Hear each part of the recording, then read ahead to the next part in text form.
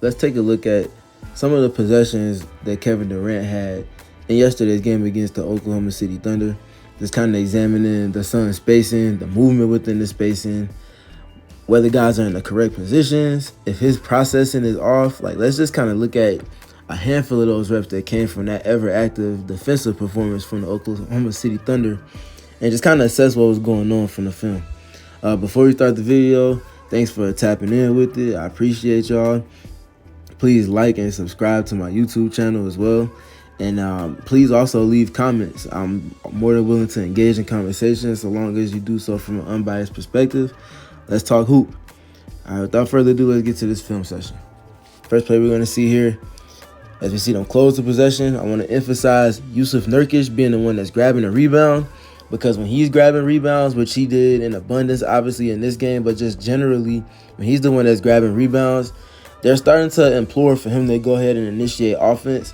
And because of that, also because of how often he grabs rebounds, he's putting the other four Suns players that he's ever going to be on the floor with in optimized positioning in terms of transitioning onto the offensive side of the ball. That also puts him in a natural space of just really playmaking and being able to do so in a multifaceted manner.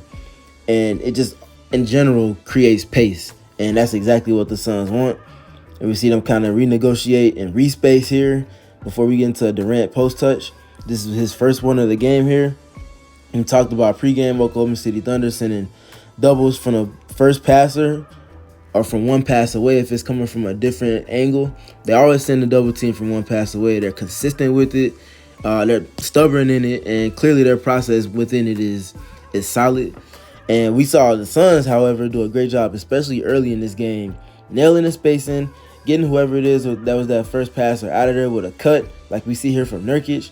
And there's not going to be a direct shot that comes here from Royce O'Neal, but it's this dive cut from Jusuf Nurkic, knowing that the Oklahoma City Thunder are sending a double from the passer or from one pass away. This dive cut takes away that next rotation, which would have been Chet Holmgren, but because of the dive cut from Nurkic, he takes, in addition to the paint touch, he takes Chet Holmgren's rotation away. And Royce O'Neal obviously should look to shoot this. This is what they have him in this scenario for, especially being one pass away. That's some of the best shot quality you're going to get off of Durant double teams from the mid post on the outer third of the floor. Nonetheless, he does a great job of being quick with his decision making. If you're not going to shoot that pass, you have to make a quick decision. And we see just that here with him playing in 0.5 in terms of offense and quick processing. Catches it, assesses, gets it out of his hands, gets it to Bradley Beal on the second side. And I love seeing this. We saw this initially in their game against the Brooklyn Nets from last month in terms of Nurkic respacing off of Durant post touches to the second side and getting yet another post touch. Teams often are not going to send two double teams, and being able to consistently invert the offense and just change the angle at which the defense is making rotations from is just so important for this Suns team. And we see them get into just that right here. Get to another post touch for Nurkic. They do a great job with the respacing around it, emptying that strong side corner from Grayson Allen. And look at Nurkic. Look at just the patience that he's playing with from here. There's nothing fancy going on. There's nothing crazy going on in terms of movement. They just did a solid job respacing. But the difference is on this side of the ball, on this side of the court rather, on the second side, now it's Bradley Beal one pass away from a Jusuf Nurkic post touch. That dynamic is a little bit different than when Royce O'Neal was one pass away on the strong side, the first side, when Kevin Durant got his post touch. Nurkic is patient, allows for the dust to settle in terms of the defense respacing into their help positioning, catches Josh Giddey off guard, and just that subtle patience here from Nurkic, allowing for the dust to settle as they respace and the defense respaces as well.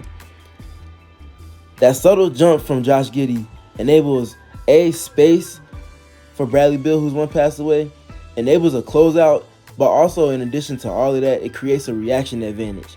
As you see, Josh Giddey is kind of loaded up with his weight going towards Nurkic versus here initially on the catch. He's a lot closer to Bradley Beal, and he's in anticipation for Bradley Beal to get the ball back.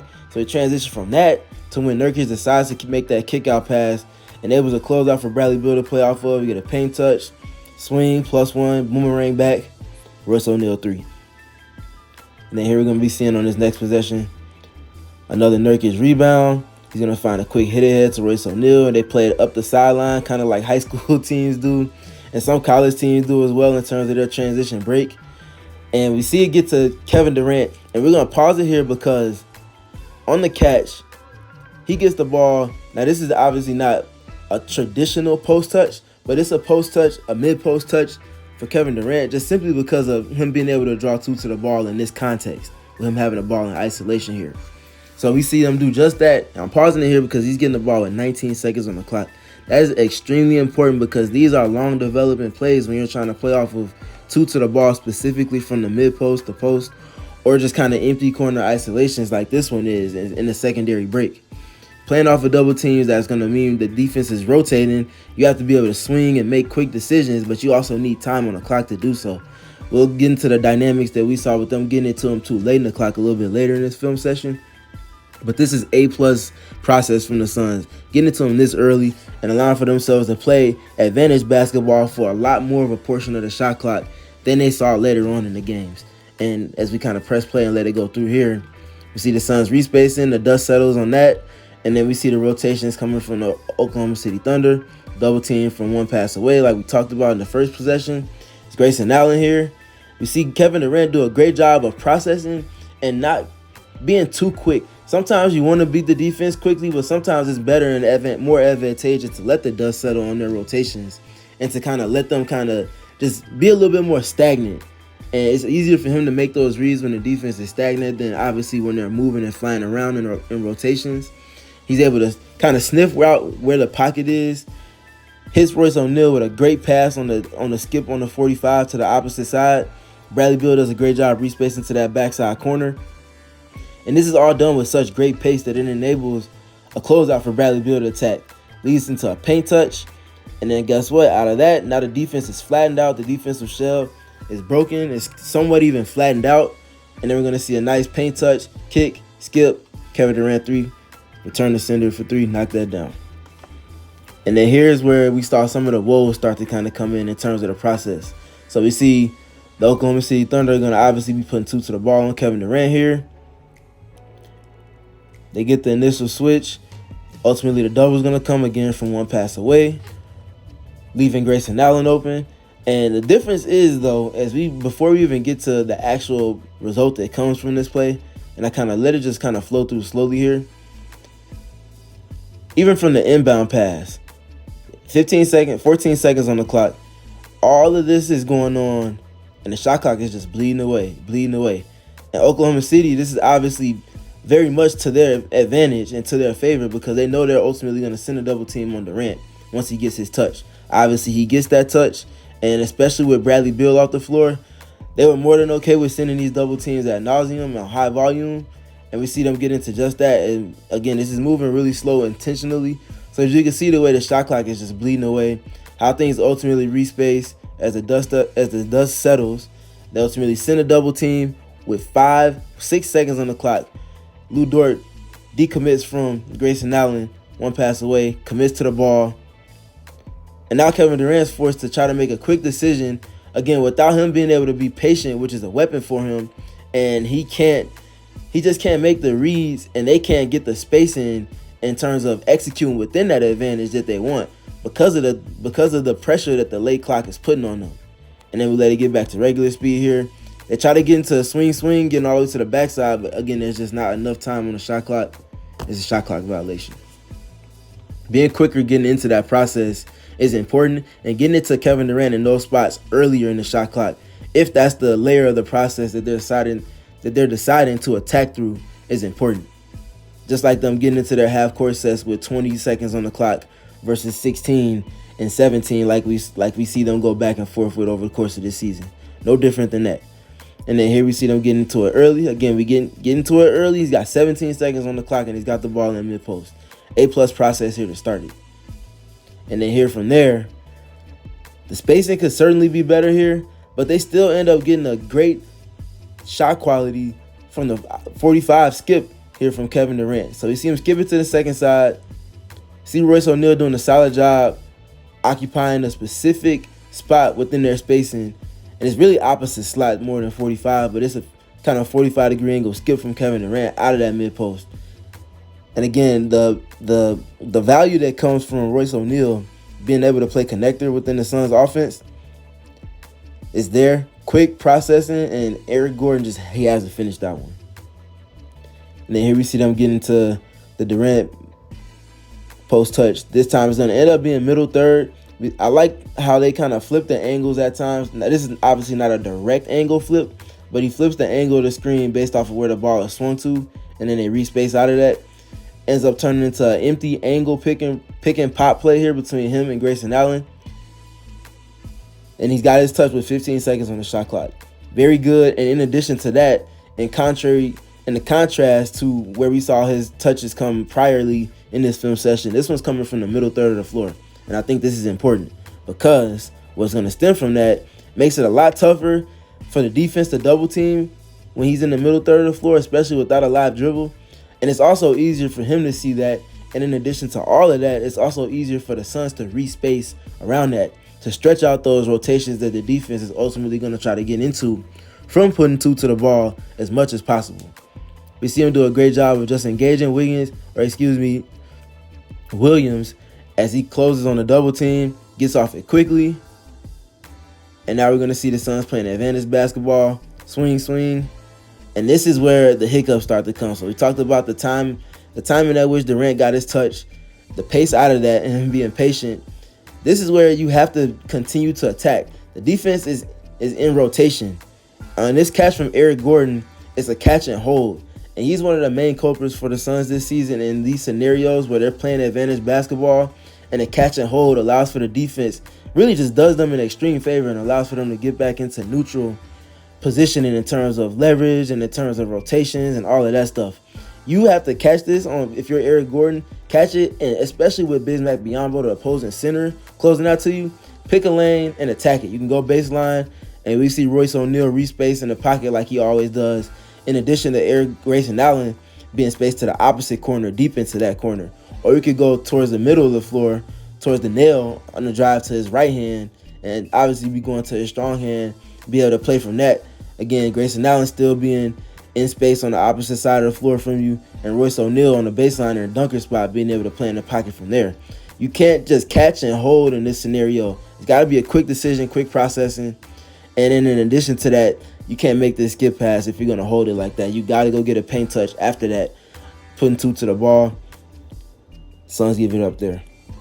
And then here we see them from sideline out of bounds, 15 seconds left on the shot clock. We see Durant imploring and communicating to swing it, knowing that he's going to be top locked, which is exactly what he sees here from Lou Dort. He's going to elect to tell him to go back to the second side because he's going to end up coming off of the screen from Grayson Allen, ultimately getting a switch, and now he's going to post up on the second side of the floor.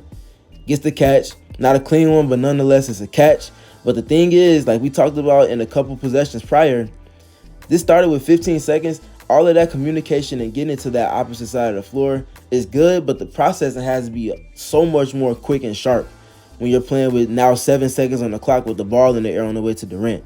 This is just not enough time to get us a really clean look consistently, and it's speeding up the decision-making of everybody, especially Kevin Durant.